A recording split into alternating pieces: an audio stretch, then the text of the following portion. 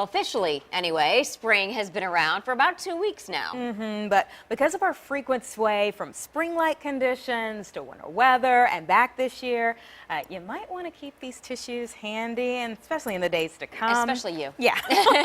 I have awful allergies. There's good news and bad news for all of you who are just like me, severe allergy sufferers. I spoke to a board-certified allergist and an organization that just released a list you should see. We've endured cold, rainy temperatures for weeks, but now it's finally feeling like spring. And some experts are sensing a problem in our near future. As soon as you get that one or two random days and, the late winter, early spring, the pollen counts kind of inexorably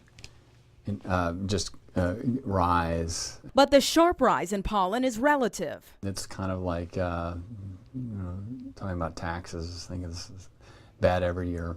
And this year, Hampton Roads isn't expected to be as bad as one other place nearby. Take a look at this newly released annual Spring Allergy Capitals report. It ranks the 100 largest metro areas in terms of which ones are most challenging to live in with allergies. This year, Richmond jumped from 22 to 8.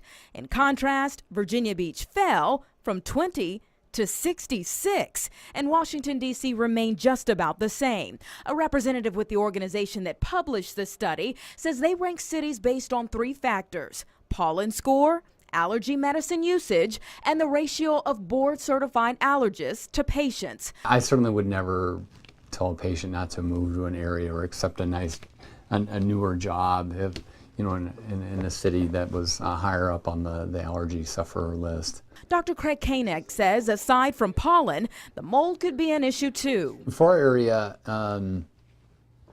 we do have, I think, higher mold counts in some areas being at, sea level, especially with the amount of moisture we've had this year. Regardless of where you fall on a list, everyone we spoke to said the time is now to spring into action and be proactive about your health.